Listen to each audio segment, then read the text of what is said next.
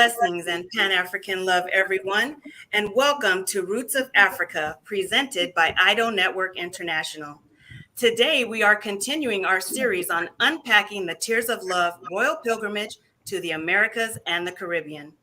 As you know, AIDO Network International does everything possible to find personalities to share with you their views and advice on the revival of Africa's traditional culture, values, and best practices in a world which tends to minimize and ignore their importance.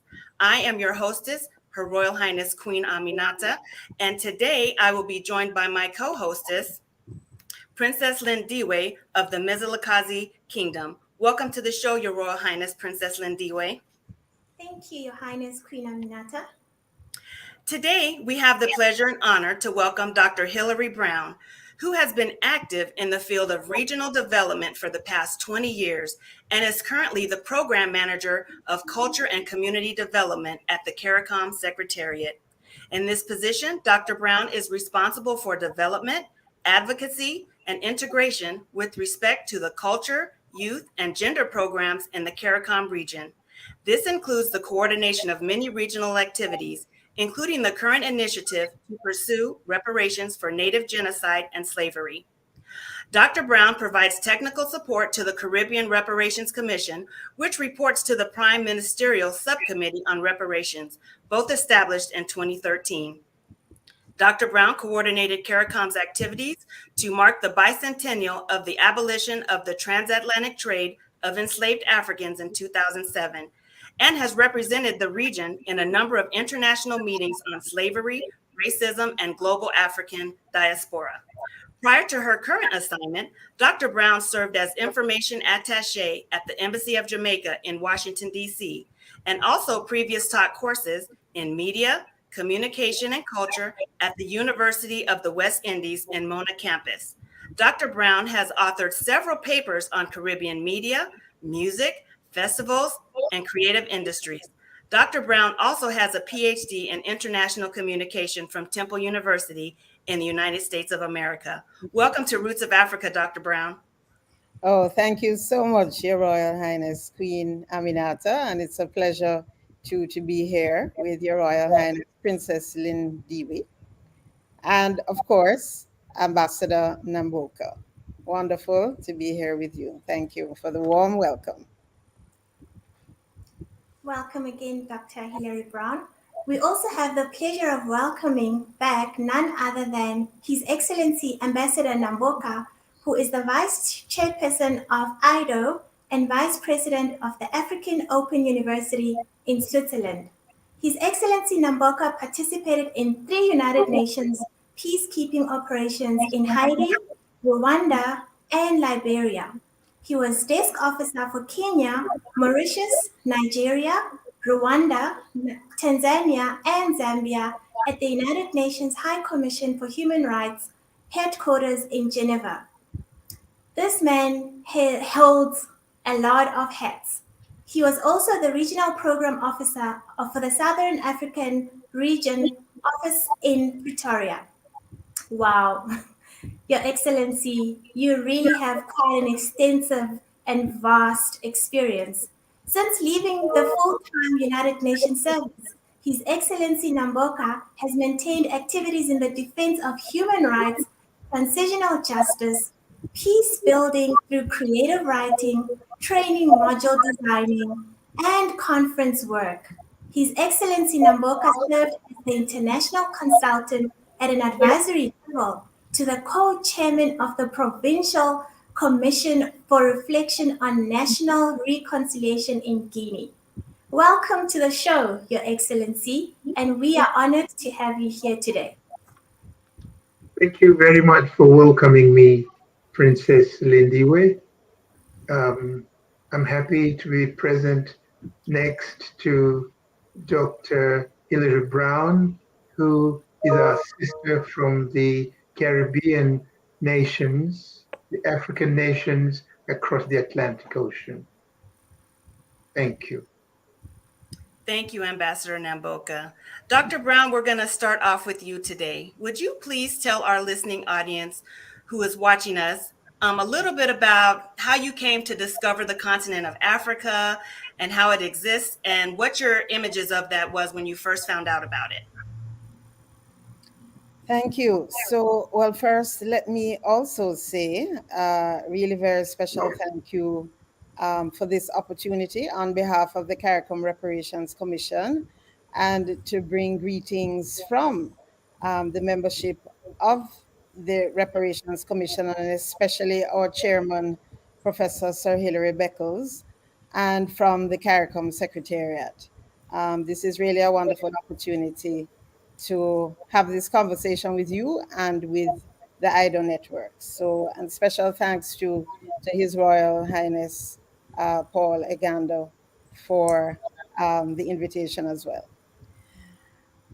So, let me first say then that in terms of my encounter with Africa, I think, I've always been aware of the continent, but didn't have a lot of information about it. And I think, like everybody else in the West, um, the image of Africa that we had growing up was one of a continent with a lot of problems, with underdevelopment, poverty, famine, so many of the things that are represented in the media. And so we were not getting the information on the strong and timeless traditions in Africa, on African royalty. I could say that I'm pretty certain that, and perhaps you might agree, Queen Aminata, that maybe 80%, maybe more, of young people in the diaspora are not aware that there is royalty in Africa to this day. So we weren't seeing the wealth. We weren't getting the tremendous contribution of Africa to world civilization in every sphere of endeavor.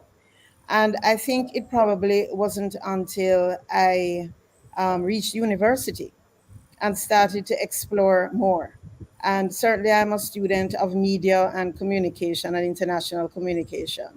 And so, when I began to realize how much the media hide from us, both in the stories they tell and in the stories they don't tell, and we're seeing it now tremendously with the tremendous amount of coverage that Ukraine is having, and deservedly so, but also in the many stories that are not being told, and many of the issues happening right across the world and on the African continent.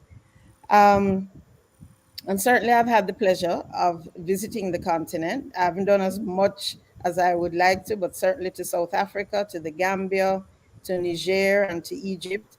And that now helped to really reinforce through a live experience that appreciation of the tremendous wealth and the tremendous traditions and really the beauty and vastness and wealth of Africa. I want to really highlight to our education systems that really our education systems have hidden so much from us, both in the diaspora and I understand on the continent of Africa as well. So the ideology of ignorance, the ideology of division has really kept Africa and her diaspora apart. So you don't reach out to places that you don't know about. And I think for many people in the diaspora, Africa was probably just seen as one monolithic continent and not appreciating the different countries, the different cultures, the richness of the many countries of Africa. So I think one of the things that we really want to address, and perhaps we can speak more about it as we go through this discussion, is to address these major gaps in our education system. And as we say, in the words of Bob Marley, emancipate ourselves from that mental slavery, that has ensured that we know nothing of ourselves and of our roots and of our very rich and proud history in Africa. Yes, that's very true. And I want to reiterate what you said about those in the diaspora not knowing about African royalty, because what we're taught, at least in the United States, is the British royal family. That's what we know. And we think they're the only royals on the planet, when in fact, African royalty predates them. So I agree with what you said. And that's one of the things I really love about AIDO, because they are very passionate about sharing our culture to the majority of the people. So that's why AIDO is important. So on that note, talking about AIDO, it was about a half a year ago you discovered AIDO Network International and heard about the grand project, the Tears of Love Pilgrimage, aiming to make African kings and queens cross the Atlantic Ocean in order to go and meet their lost brothers and sisters who are the descendants of the Africans, of the stolen people who were taken from their families 400 years ago. What do you make of this? Yes, so having encountered AIDO, I think has been a really very important partnership for the Caricomm Reparations Commission, because our chairman, Professor Beckles, has been saying for several years that he would like to host a delegation of African royals in the region to do many things to help to bridge that gap between Africa and the diaspora, to inspire our young people about the richness and the proud history and the kind of role that African royalty have played in the development of Africa. And so this really was, this has been a wonderful opportunity, really, to strengthen that relationship and to make that possible. And I think it's really important, the approach that AIDO is taking to reaching out to the diaspora, sort of a people to people connection, where, and very importantly, African royalty reaching out to the people of the diaspora. I think that has the potential to make such a big difference in terms of the dialogue, in terms of the communication, in terms of the appreciation of Africa in the diaspora. And important to do because, in essence, after 150 years of European inflicted genocide on the indigenous people of the Caribbean and of the Americas, and over 300 years of the very barbaric and heinous trade in enslaved Africans. And I have to point out that it was chattel enslavement, where Africans were treated as property, even lower than animals, could be bought and sold and inherited and sexually exploited at will.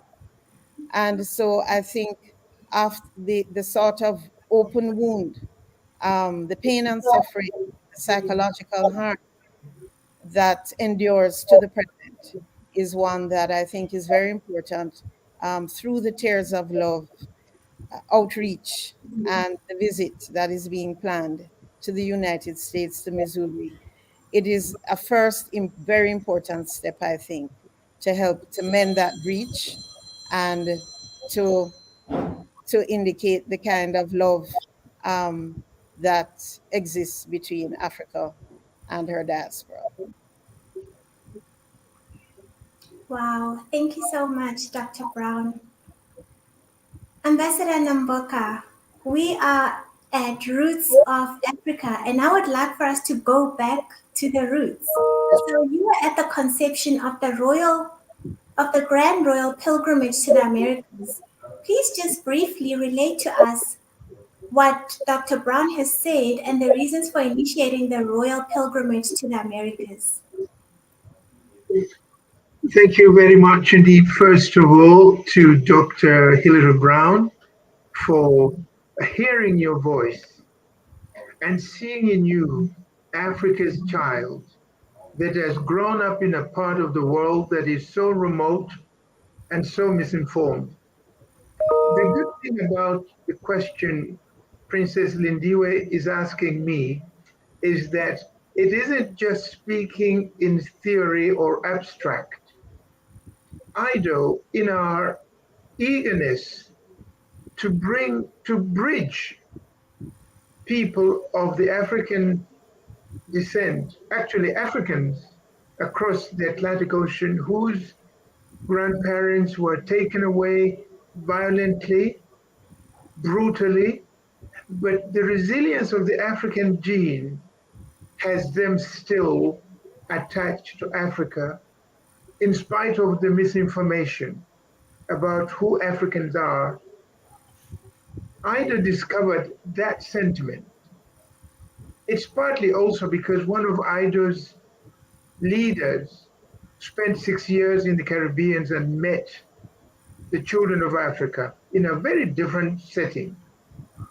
And this knowledge of the vibrant, ardent Africanness lived by Africa's children in the diaspora informed AIDO that since Africa's children have always been considered as substandard human beings, that they can only have been created by God to be slaves. If we had some royals, because these are the traces going back to the pharaohs that gave civilization to the world. The African kings are dynasties that are centuries old. And get some of these African kings and queens, real blood continuation of the ancient African population. Go and hug Africa's children in the diaspora. That would help the people of African descent in the diaspora feel that after all, nobody can just look at us and say slave, slave, slave, slave. People in the diaspora, some of them, and history has record, kings who refused to give away their people were captured and taken away as slaves themselves.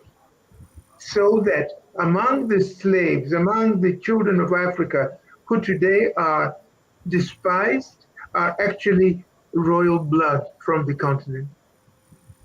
And AIDO wants to make this link so that the education, the revival of oneness, and even in actual fact to give meaning to what our political leaders who say today the nations of African children in the diaspora, in the Caribbean region, for example, constitute the African Union's 6th region.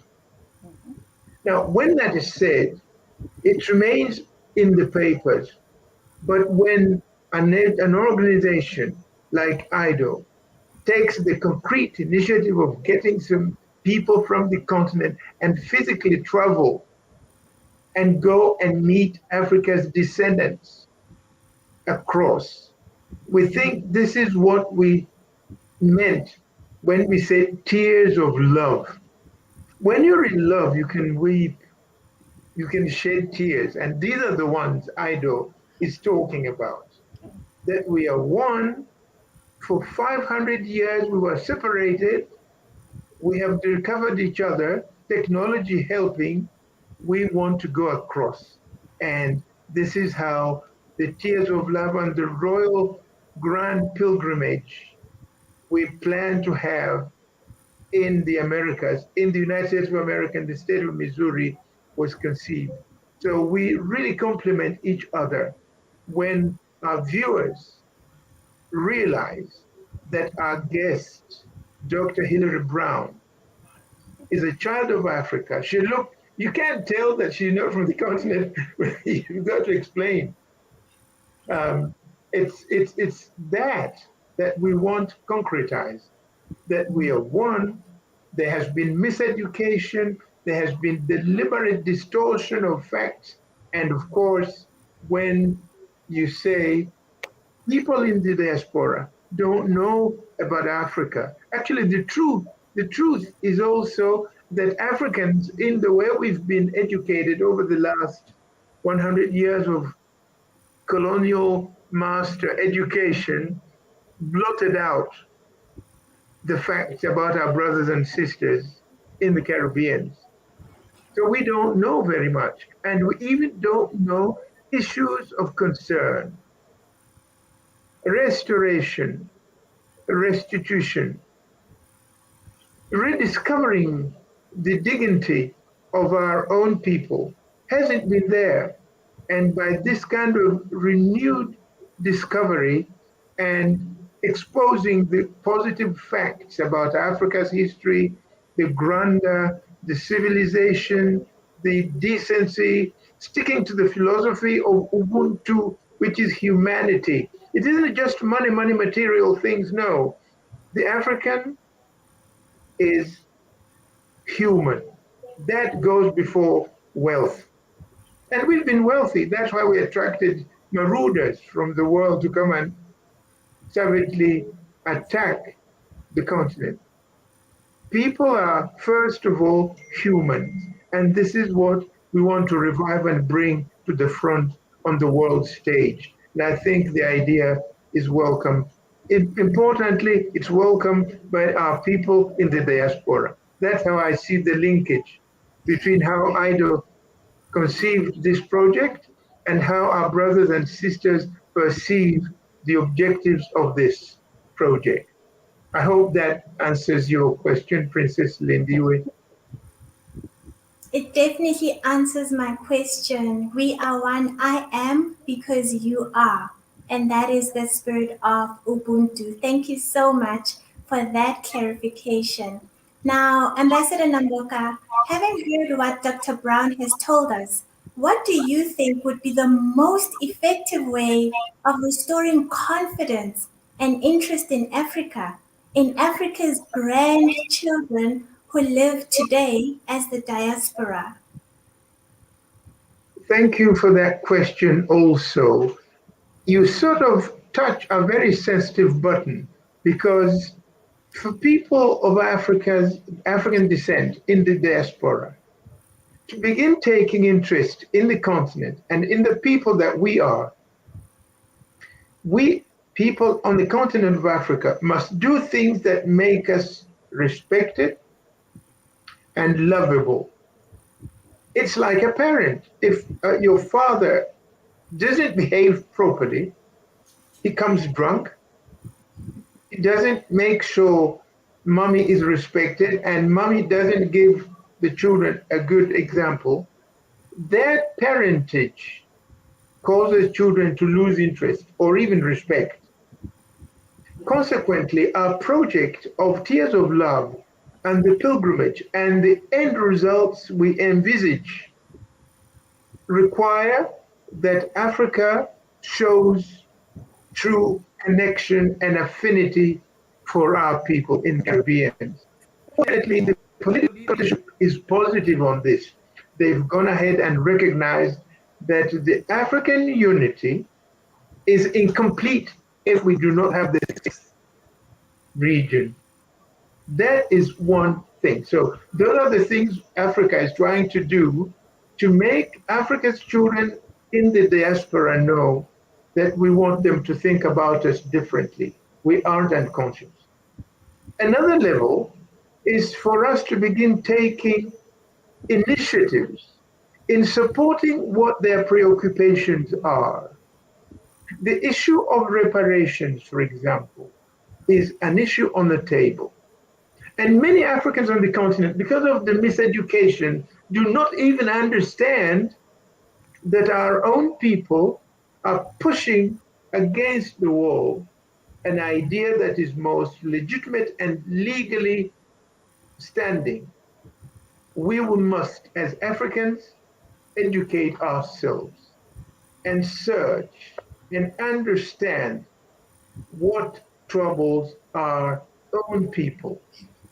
When you look at the United Nations decade for people of African descent, and I was looking at the other day at the Organization of African States plan of action under this decade of people, they call it persons of African descent. I saw that our people suffer from racial discrimination. On the continent of Africa, it was only in South Africa that this issue was a crisis, a big issue. Many of us don't know the meaning of segregation. Africans are very ordinary people, but they are very good. We have never held an attitude that despises or hates another race. But our own people in the world, away from the continent, are not respected and given equal treatment. Africa needs to show that we understand this aspect and use the mechanisms there are in the world through the United Nations organization, which has mechanisms that check violations and abuses when it comes to respecting people that are of African descent. I'm sorry, as I mentioned, that a year ago or so, the death of innocent George Floyd left us shattered as humans. It was cold cruelty on a poor boy that cried, "Mommy, I'm going, I can't breathe." This is the opposite of Ubuntu. That is not human. Today, technology helps us to see things that we didn't see before. So we can't be pardoned as Africans if we do not stand boldly and openly in support of our people in the diaspora. This is the situation that is true in many, many countries where our people live, with people from Europe, from Asia, or even in the Middle East. People of the African pigmentation or society have always been denied recognition as equals, discriminated against, denied entitlements that should go without saying. Now, when you say, how can Africa make our people feel closer and appreciative of being the same family, we have to educate ourselves on what preoccupies, what hurts our brothers and sisters. That's probably, in a short, brief way, how I can explain how we, as AIDO, see things we must do as Africans on the continent, for Africans out in the diaspora to know that we are together with them, that we care, and that we are one. Thank you, Princess Lindiwe. Thank you, Ambassador Namboka, for that wonderful narrative. And as a diasporan, let me back up what you said by saying there are some people in the diaspora, because of the miseducation that we've been given, the pictures that we've been shown about the continent of Africa, some people in the diaspora are not proud to stand up and say, I'm an African. They don't even identify or even claim to be African because of the miseducation, the intentional miseducation that they've been given. And additionally, you spoke about George Floyd, and that's just one incident that people know about because that happened to make the international news, but that happens regularly to everyday people and nobody ever knows about it. So it's a very serious thing. And yes, we do need to unite and have the backing of our brothers and sisters on the continent if we want to make things better. And having said that, this brings me back to you, Dr. Brown. His Excellency Ambassador Mboka has just spoken as an African who grew up in a traditional community on the continent. And he has spoken about the horrors that happened to the people who were taken from that place forcefully and enslaved on the continent. And having said that, the false narrative is that our people on the continent willfully sold our people into slavery. They benefited from it and they enjoyed all these things that happened as a result of their willfully selling our people into slavery. What is your take on that as a well-informed African living in the diaspora? Thank you so much, Your Royal Highness. This is a very important question, and it is a very troubling narrative that we are hearing more and more, amplified more recently. And I want to say first that the Caricomm Reparations Commissions, that we take a very strong stand against that position, because we feel that that narrative plays into the anti-reparations agenda of Europe, and it negates many of the important facts. The first point is that Europe orchestrated this heinous trade and claimed the vast majority of the benefits They had a boom in shipping and insurance. In fact, the modern banking system and many of the banks that we see as we move around were actually formed out of the tremendous profits that were being made from slavery. It also fueled two industrial revolutions in Europe, with 6 to 11% growth in GDP and unprecedented wealth for everyone connected with the trade. And that includes the royal families that are so highly revered in Europe. Now, this was in stark contrast to the depopulation of Africa, whereas all of the other countries and continents were growing. Africa's population line was flat during those centuries, and the disruption of the social and economic and political systems in Africa.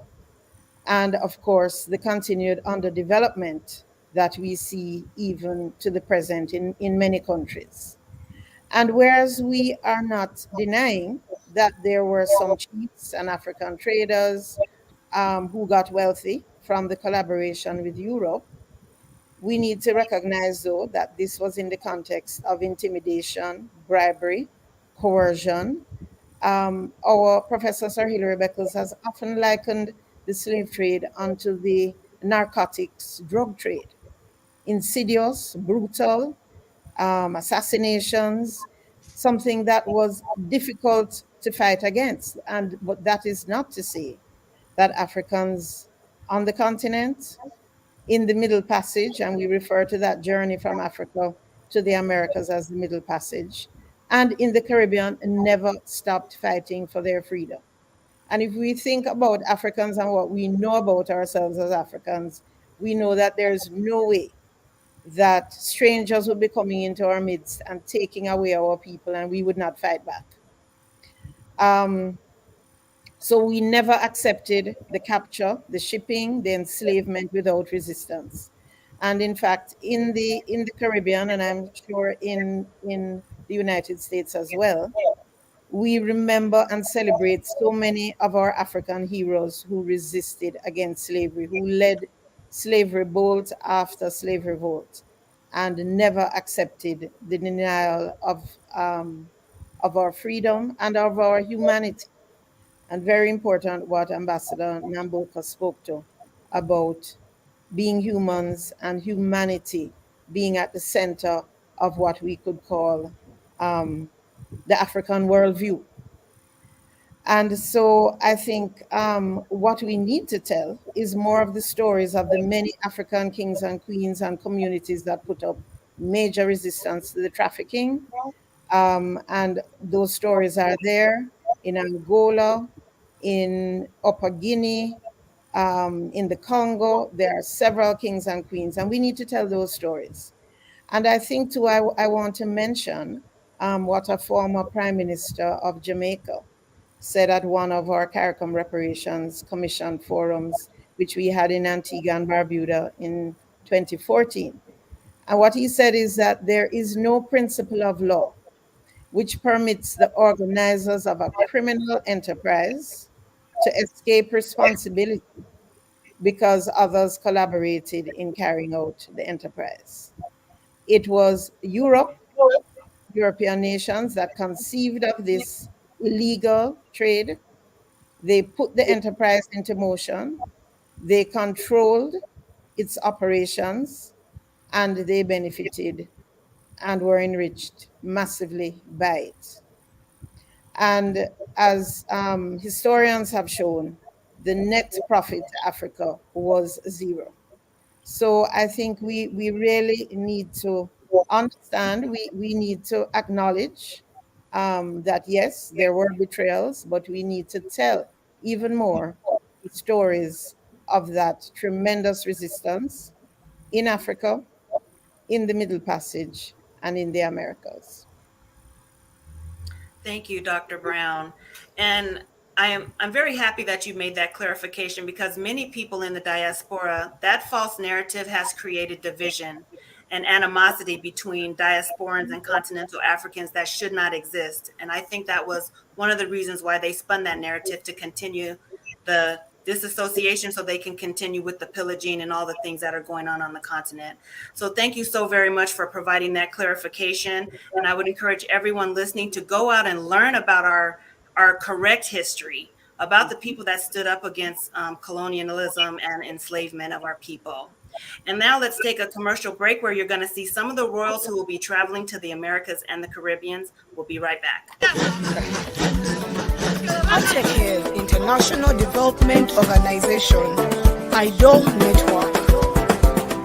AIDO, AIDO. We are AIDOers. AIDO, AIDO. We are AIDOers. AIDO, AIDO. We are AIDOers. AIDO, AIDO. We are AIDOers.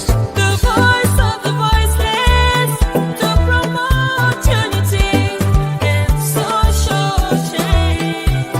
A platform for dialogue. AIDO, a home for cultural heritage. AIDO, AIDO. We are AIDOers. AIDO, AIDO. We are AIDOers. AIDO, AIDO. AIDOers. AIDO, AIDO. We are AIDOers. Esomata nepepe etofolo sinono showok. Esomata ka AIDO. Ateker International Development Organization. AIDO. AIDO, AIDO. We are AIDOers. AIDO, AIDO. We are AIDOers. AIDO, AIDO. AIDOers. AIDO, AIDO. We are AIDOers.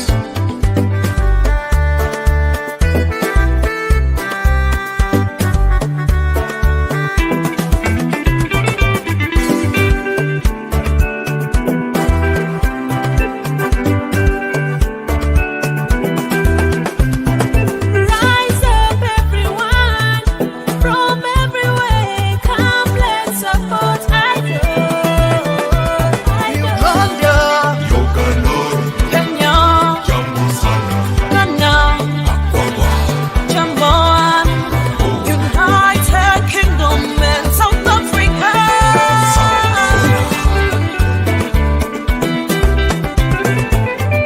AIDO, AIDO. AIDO, AIDO.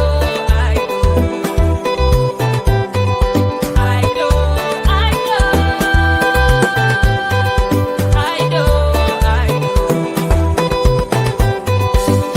AIDO,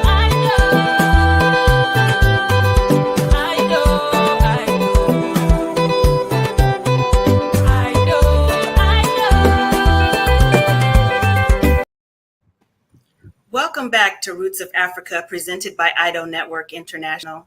You've just watched a short clip of some of the royals who will be participating in the Royal Pilgrimage, which will be making stops in St. Louis, Missouri in North America, St. Lucia, Jamaica, Antigua and Barbuda, all of which are Caribbean islands, Guyana and Suriname, which are located on the continent of South America. Before our break, we had some great presentations of our guests on the false narrative that diasporans were sold by their own people and some effective ways to restore the confidence and the interest in Africa. Thank you, Queen Aminata. And we definitely had an interesting conversation tracing back to who are we and what false narrative have we been given as Africans. Dr. Brown, we as Africans on the continent need to know what are the main questions that our diaspora siblings, our diaspora brothers and sisters, our diaspora's mothers and fathers want addressed. Please just briefly explain to our audience what the issue of repatriation means and what they expect Africa to concretely do. Thank you so much, Princess Lindiwe. So this brings us really to sort of the heart of the mission of the Caricomm Reparations Commission, which was established by the heads of government of Caricomm in 2013 to pursue Europe for reparations for the crimes against humanity of native genocide, the trade in enslaved Africans, and a chattel system of slavery. And I think one of the things that we want, one of the things that I maybe want to digress a little, but just to ensure that, because words are power, and I think it's important for us to understand that we speak about enslaved Africans, not slaves, because as you know, we were not slaves in Africa. We were not born slaves. We were enslaved by persons, and which is why I speak about the trade in enslaved Africans. So I think it's important for us to have the terminology and the nomenclature correct. Um, and so, what is reparations, and what is the Caricomm Reparations Commission calling for? So, reparations is repairing the harm caused by a criminal action. It is the act of redress, of making amends, repairing and removing the long term effects of a crime against the victims and their descendants. And this is a principle that has been recognized in international law for centuries. If you have wronged someone, you are to repair the damage. And so the crime against humanity that the CARICOM Reparations Commission is speaking to is that illegal and inhuman trafficking in enslaved Africans, um, the transatlantic trade in enslaved Africans, and that genocidal policy against persons, the native, the native people of the region. And so what that does, it, you know, a lot of focus has been on monetary compensation, but reparations goes beyond that. It is an acknowledgement that a wrong has been done. It is an apology um, for the wrongs that have been committed. It is a commitment to repair, to restitution, and to guarantee non-repetition. So really it's about correcting those historical inaccuracies, recognizing the tremendous contribution and value of people of African descent. And yes, compensation is an important part of it. And we know that um, there has been there have been many instances of monetary compensation, reparatory monetary compensation in history. And I think the most egregious one, and I'm sure that Ambassador Namboka would agree, that the 150 million gold francs that Haiti, that was extracted from Haiti as a ransom to pay to France after having fairly and squarely beat Napoleon Bonaparte's army and established a free republic in Haiti. Um, the United States and France ganged upon Haiti and insisted that they pay this ransom to France. And this emptied Haiti's coffers, as well as a trade blockade against Haiti, and made it impossible for Haiti to provide for its people. Um, if the majority of your earnings are going back out in this payment, you have no money to fix roads, for the educational system, for health. And so when we see all of what we see as problems in Haiti today, we need to understand the root of that. And it was the way in which France extracted that wealth from Haiti, which in today's money is probably some $200 million. Dollars. So, and also we saw where the Japanese Americans were compensated after World War II. And we saw famously in 1952 that Germany paid 65.2 billion in reparations to Israel for the atrocities committed under the Holocaust against the Jews. And so it begs the question then, why not reparations for um, people of African descent. The trafficking in Africans was some 12 to 15 million people, and not over 10 or 15 or 20 years, over 3 centuries. I don't even know if we can properly appreciate the scale, the depth, the way in which the harm was entrenched. When you do something for 300 years, it becomes the norm. So when you discriminate against Africans for 300 years, that becomes the norm. We are at the bottom of the social ladder. And it's not only Africans in the diaspora, it affects Africans everywhere. It is a blight, it is against all of us. And that is why the Caricomm Reparations Commission has been leading the charge globally and encouraging partnerships, trying to educate persons across the globe on this crime against humanity, this debt that has never been repaid, the way in which it has ensured that Africans in the United States, across the Americas, across the Caribbean, and perhaps Africans in Africa don't feel it as much, but once you step into the United Kingdom, anywhere in Asia, across Europe, you begin to feel the same discrimination, that ideology of racism. Racism against people of African descent emerged from this experience of enslaving Africans. Racism didn't exist in that way before. But in order to justify the inhumane treatment, in order to justify a code of slavery that said that people of Africans were not humans, they were 3/4 of a human being. So in order to justify that, racism came along to ensure that persons of African descent would be held in their place.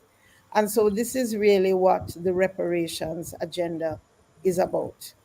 And we feel strongly that the reason that the reparations agenda is not being taken seriously, or as seriously as we would like it to be taken, for people of African descent, is because of that very racism. African people are not deserving. What do they want reparations for? They are where they should be.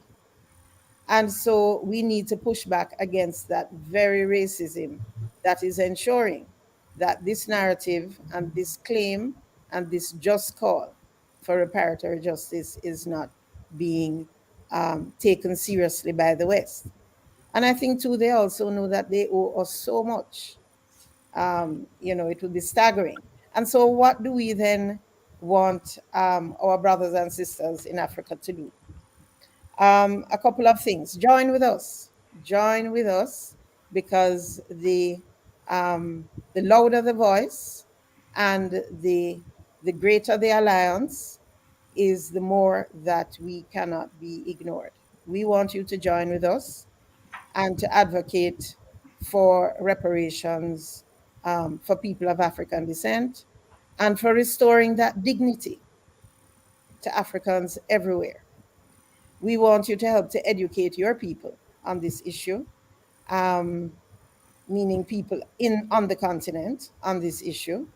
We want especially the young people on board, because we know there is no mass movement without youth involvement. So we want our young people to be aware. We want them to study and to know what happened to their people who were illegally removed from Africa many centuries ago, and to join us in advocating them in international fora, in the United Nations and the European Union and many other intergovernmental fora where we can really raise the claim and advance the charge. But education is very important, because we know politicians listen when our people demand that they act. And so we need to enable our people with that information so that they can demand action on the part of their leaders. So thank you for that very important question and that opportunity to speak to the reparations agenda of the Caricomm Reparations Commission. And I would say one more thing, that the Reparations Commission has articulated this agenda in the 10-point action plan. And that 10-point plan speaks to the breadth and depth of the reparations agenda, going beyond monetary compensation. And so it speaks to a formal apology, an indigenous development program, repatriation to Africa, addressing health and education and cultural deficiencies, and ensuring that we have a right to development through technology, and of course that monetary compensation, which could also be in the form of debt cancellation. And certainly in the Caribbean is one of the highest indebted regions in the world. So so I will stop there, but thank you very much for raising that issue. Thank you so much, Dr. Brown, for sharing your knowledge on reparations. I think what you said is very, very important, and I hope the audience caught on to what you were saying. Reparations is not just about money. It's a package deal. It involves so much more. And I want to encourage our listening audience. Dr. Brown put the all call out. She said to join us, join up with this reparations mission. And like I always tell people, there's strength in our numbers, but there's power in our unity. We have to come together as a people. That's where the power lies. So thank you so much, Dr. Brown, for enlightening me and our listening audience on what reparations is, why it's important. It's there to restore the wrongs that happen, and the results of those wrongs are lingering on in today's society all these years later. That's why it's very important.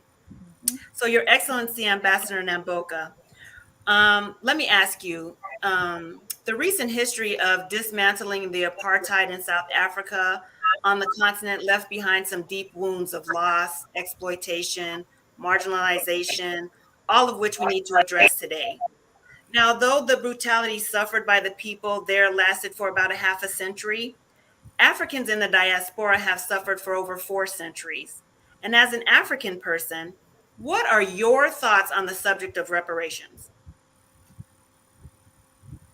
Thank you very much for this question. First of all, as an African, grown up and lived on the continent of Africa without really understanding some of these intricate matters, I appreciate the explanation, the elucidation Dr. Brown has made about reparations.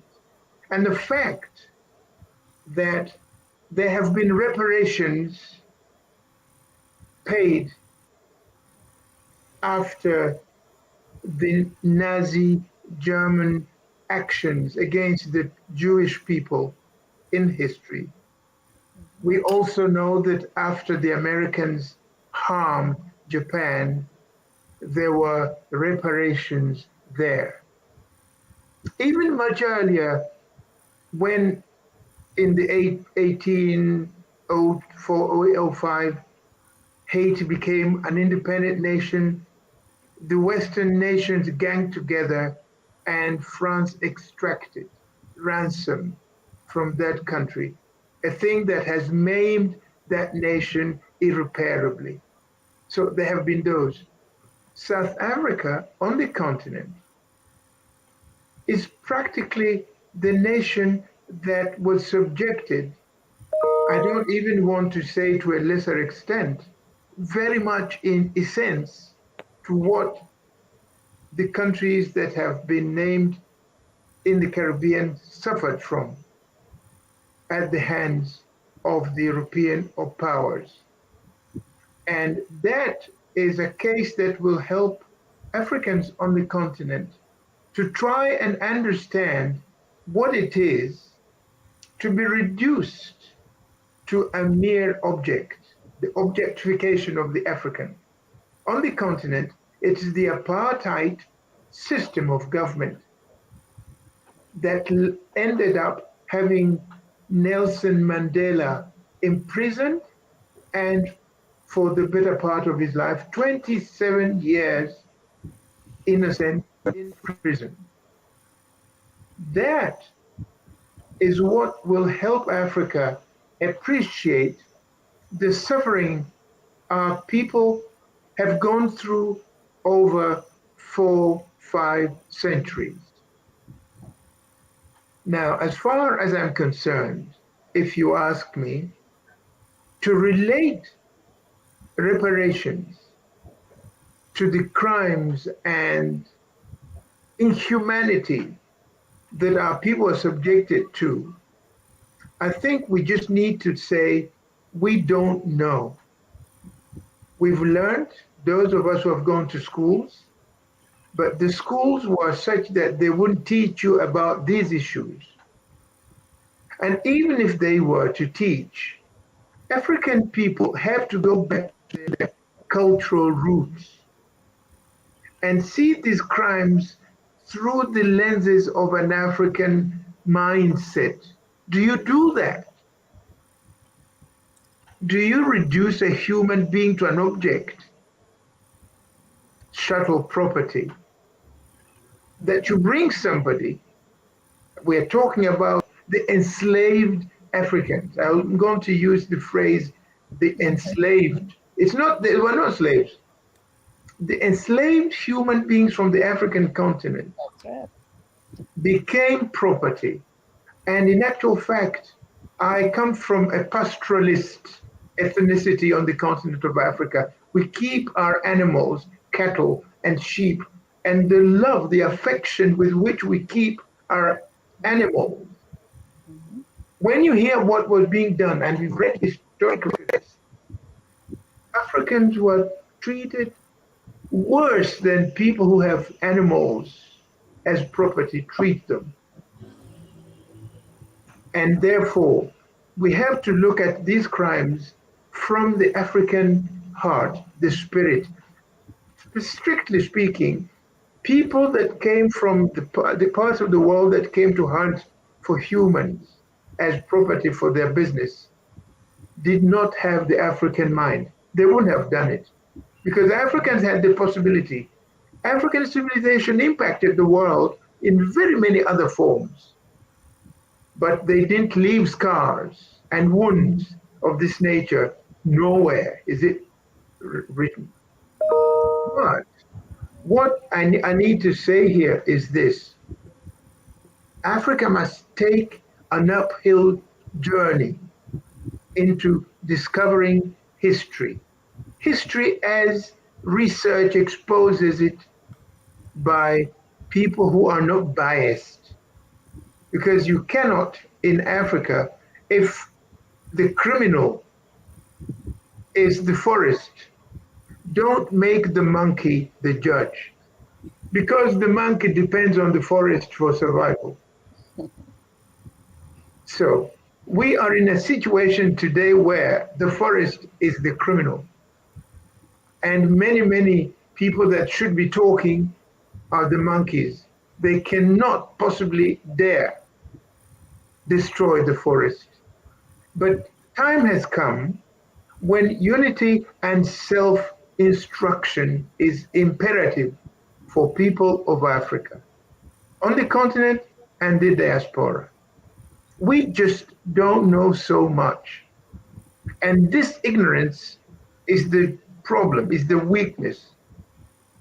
And when the world sees Africa disunited, they clap, they celebrate.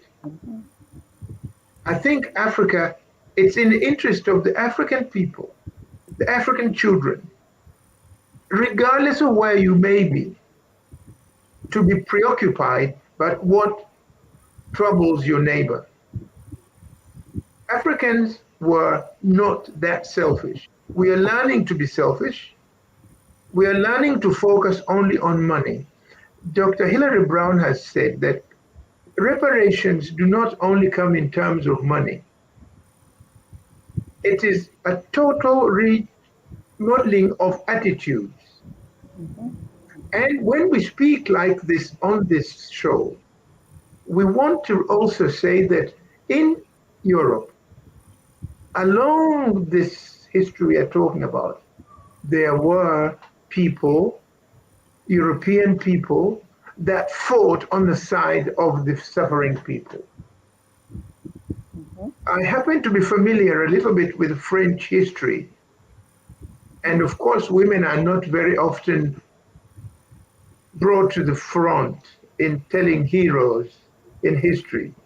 There is a woman that was called Olympe Gourge. Olympe de Gourge was a woman who could be the first feminist I've come across in historic terms, who challenged the revolutionaries about keeping Black people under slavery after the Declaration of Human Rights in France. This woman was a hero. Of course, they beheaded her. But among other things, she challenged, she said, if we declare the rights of man, how can you keep people as slaves in the colonies? So that's just one example. Of course, we have some other names in England, on the continent, who were genuinely opposed, and they suffered for it.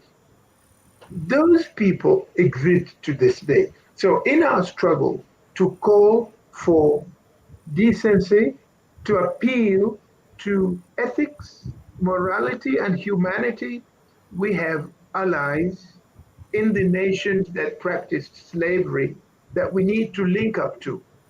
Because as people have said, and Professor Hilary Brown, you said it, when you talk about Africans having sold their own people, this is maligning. This is trying to blame the victim. In Africa, people were taught to be corrupt. People were threatened. If they did do this, they would be killed. And that should be true in societies of the nations that did slavery. There were some isolated voices. And Dr. Hilary, you said, we must bring our voice to be one and be a chorus and send a message to the world. And I think that Africans in the diaspora, Africans on the African continent, when I say diaspora, I'm talking about the Maoris, the people of the islands in the Far East. These are African people. Fiji, Tasman, and we have Africans all over the world. Let us all unite with the people of conscience in Europe and in America. Indeed, when we saw the crime which took the life of George Floyd, we saw you cannot say because these people are not Africans, they don't see the injustice. There are people who will be ready to stand with Africans, but charity begins at home. We have to be one, solid, but intelligently. It's not blind following. We have to elevate the level of consciousness. And one detail I like to say here, Africans don't know that when Dr. Hilary says 15 million probably of Africans were taken as slaves to the West, history documents that a village could be burned. There were babies that were killed. There were elders that were killed. And the resistance, Africans did join the journey to go to be taken, to be made slaves. People fought, they were killed. The numbers of people that we mention as 15 million are those that made it to the colonies. We haven't counted Africans who threw themselves off the boats and died. Africans who died because of the impossible human conditions in the bunks of ships. In the villages, these people talk about chiefs selling. It was ransacking, killing, and kidnapping. It was a violent kind of thing. And they want to use the word trade to make it as if they were African benefiting and the Europeans take. No, these guys came with big guns, organized themselves, and took people out of violent tactics. The people that died are a loss to the African continent. So if we begin to quantify the loss materially in humans because of this transatlantic slave phenomenon, 15 million is a very conservative figure. Some people have estimated 400 million because we just don't know. If you read the records of those that arrived in the Americas, that could be maybe 30% of the people that were affected. Consequently, what I'm saying here, Africans in schools, in societies, in communities must take interest. And let's not only count the suffering as seen from the suffering our sisters and brothers were exposed to in the New World. This suffering should make us not sleep on the continent because it was something in the house. That is the complete picture of the issues we are raising. So reparations, first, it should be a moral posture that in the world, like we lament and abhor what Nazi Germany did to the Jewish people, the world should stand morally and say the crimes against humanity that occurred over 300-400 years cannot be swept under the carpet. This is criminal. You see, that would be a criminal attitude. And of course, people want to say justice is not equity. That's talking stupidity. Africans do not call a thing just if it's not equity. You've got to be fair. You've got to be human. And that's why in Africa, when you go and look at history, we had no prisons. A person is brought back to blend and learn and repent and become one of the society. It's a very different approach to societal homogeneity. So Africa is asking the world to wear the glasses of African civilization, of morals, and Africa has been corrupted. Today you find people on the continent worse than the corruption anybody can talk about anywhere, because this has been learned through interactions, and we have partners in crimes abroad. So that we cannot fight the war without uniting, going back to the basics of ethics, of Ubuntu, and blaming whoever it is that did wrong. And when people have accepted, then we go into how do we rectify things. But Africa, we need to stand together with our own siblings as they explain to us the subject of reparations. And many of us have been totally oblivious to these issues.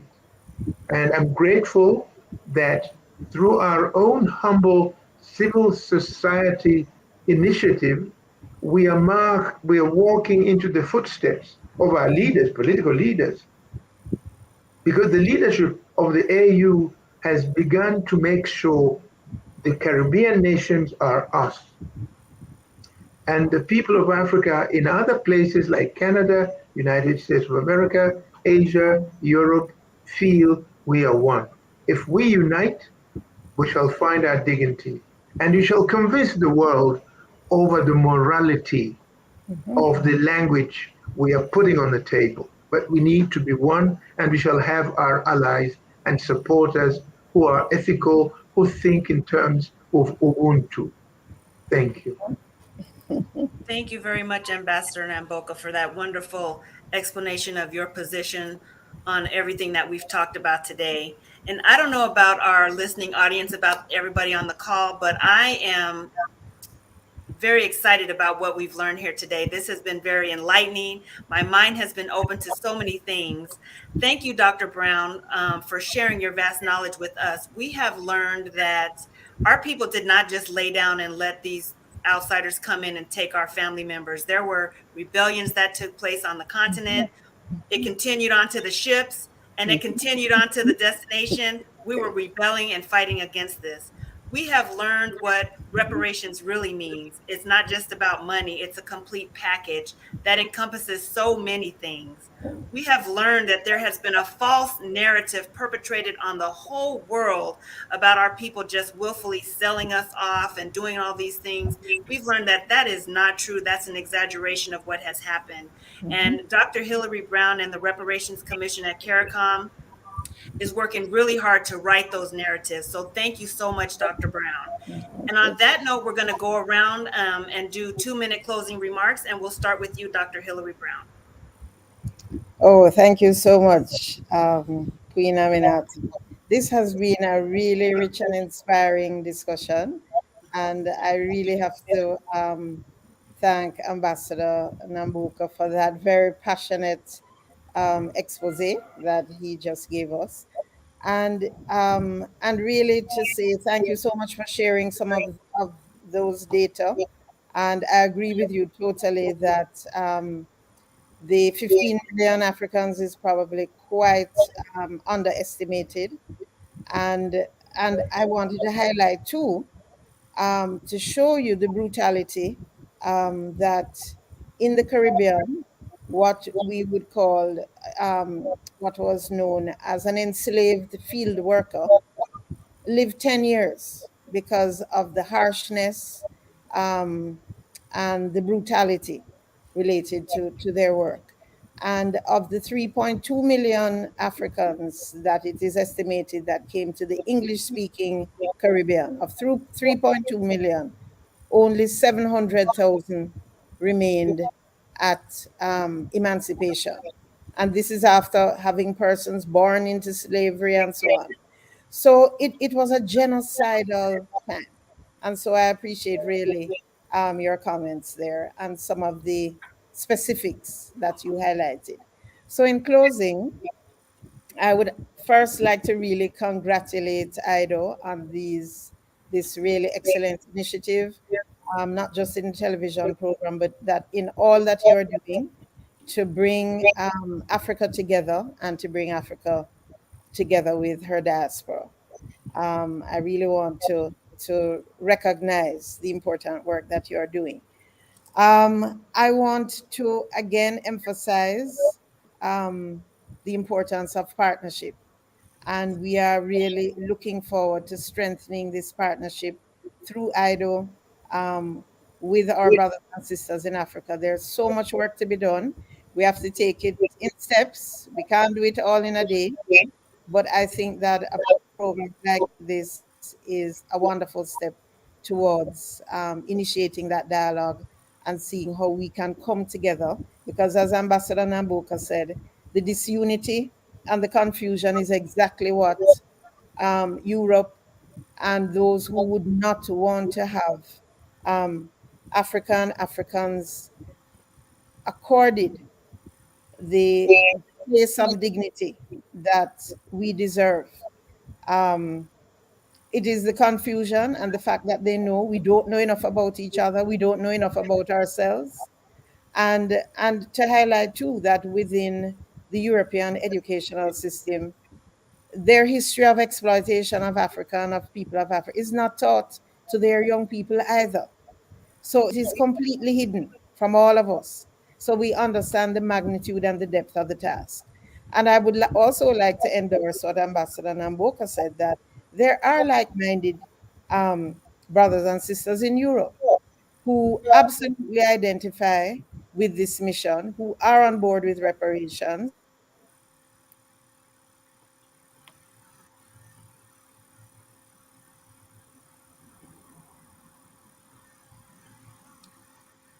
Dr. Hilary Brown, is she frozen? I think so. Okay, it seems like Dr. Brown is frozen. Princess Lindiwe, do you want to give your 2-minute closing remarks? Thank you so much, Queen Aminata. Now, I would like to say a huge thank you to Dr. Brown and Ambassador Namboka. As an African child, you really have given a wealth of knowledge to us, especially as the young children, because you are our leaders right now, leading us so that we can tomorrow be the leaders of tomorrow's generations. So, thank you so much for that. And I pray that God blesses you with more life so that you may continue to share the wealth of knowledge. Blessings. And thank you, Queen Aminata, for allowing me to co host with you today. Thank you, Your Royal Highness Princess Lindiwe. Ambassador Namboka, now to you for your 2-minute closing remarks. Thank you, Queen Aminata and Princess Lindiwe. It's a pity that technically I think our guest, Dr. Hilary Brown, has had some technical hitches. But I think that in the final analysis, we're happy that people are listening to this.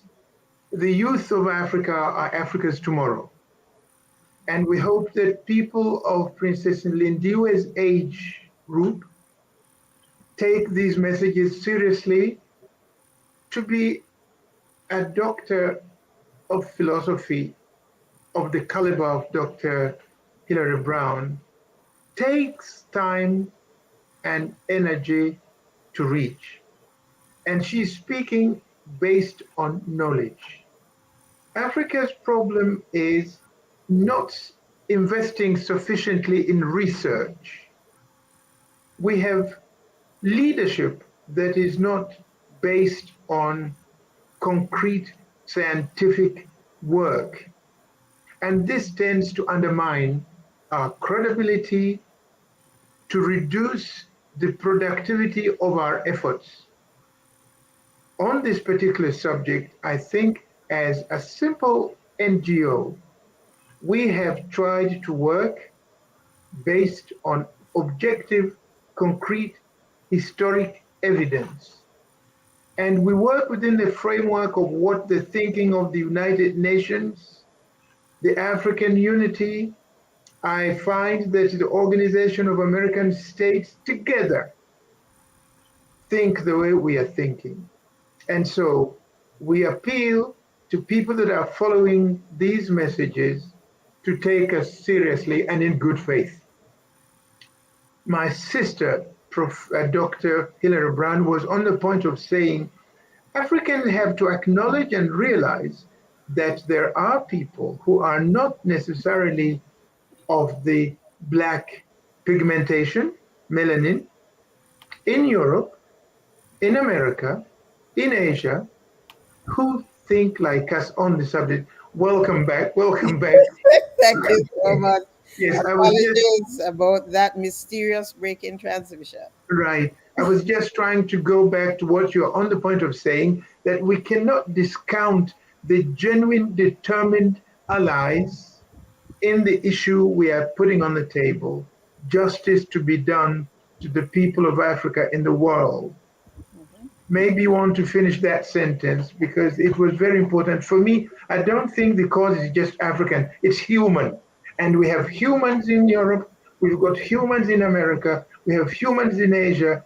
We want to be one, and that unity, the unity around human rights, around morality and ethics, which, ironically, those who went to the continent to take slaves came claiming that they were coming to bring Christianity. Is essentially Christianity, like any spiritual movement, is based on humanity. But the Christians did something that Jesus would turn in his grave. If all the facts that the Christians were doing to other humans, of course, we know some very unfortunate big people in the religious establishment that betrayed in this sense of the golden rule. Only do to other people how you would want them to treat you. And these Christians did not. Of course, Africans were taken to be not human beings. That Europeans know is a wrong thing. It has been supported by pseudoscientists, but the truth is, man is one. And we have friends in Europe. We want to say that loud enough. Ethical people support the question of treating Africans justly, respectfully, and listening to the call for reparations. We would be not just Africa speaking, but the world speaking out. Thank you. That would be my final word. Kind of finish your sentence, Dr. Brown. Very well said, Ambassador Namboka. And in closing too, I would like to really highlight the importance of culture in bringing Africa and her diaspora together, and to really pay tribute to our artists, our musicians, who really have been ambassadors, who have kept the call, who have continued to highlight the injustices, and those are our musicians and our artists, both in Africa and in the diaspora. And I think they have been our conscience. And so I think, as AIDO has recognized, a very important part of reaching out to the diaspora is through culture. And we in the diaspora recognize that a very strong part of the connection, we feel it. We feel that connection to Africa because that cultural sensibility is so very African. And so in that regard, I wanted to quote Peter Tosh, another one of the great messengers of the region from Jamaica. And I don't know if this was one of your favorite songs, Ambassador Namboka, but it is Equal Rights and Justice. And he wrote that in 1977. And Peter Tosh said, "Everyone is crying out for peace. No one is crying out for justice. I don't want no peace. I want equal rights and justice." And I think that goes at the heart of the point you were making about human rights. We want equal rights and justice. There has to be equal rights and justice for every human being on the planet. And until we have that, we will not have peace. And so I would say, looking forward really to joining with the brothers and sisters in Africa, in the United States, and seeing how we can carry forward this very important mission. This is, in my view, the most important mission of my career. And I hope that others will see it in that light also. This is perhaps the most important mission as persons of African descent that we could take on. So I thank you so much for having me, Queen Aminata, Princess Lindiwe, Ambassador Namboka. It has truly been a pleasure to have this conversation with you today. Thank you so much. Bayeti. Yes. Bayeti. So in closing, thank you, Your Royal Highness Princess Lindiwe, for joining me today and helping to host today's program. Thank you to our guest, Dr. Hilary Brown from Caricomm, and His Excellency Ambassador Namboka of AIDO Network International. And thank you to our audience for joining us today on Roots of Africa. Tickets to the summit are available on idonetwork.org. Please visit the website to learn more about the summit and all it has to offer. Also, please remember to subscribe to the AIDO Facebook page and YouTube channel and click the notifications bell so that you'll be notified each time AIDO uploads a new video or goes live. Until we meet again, Ashe. I know. We are IDOers. I know.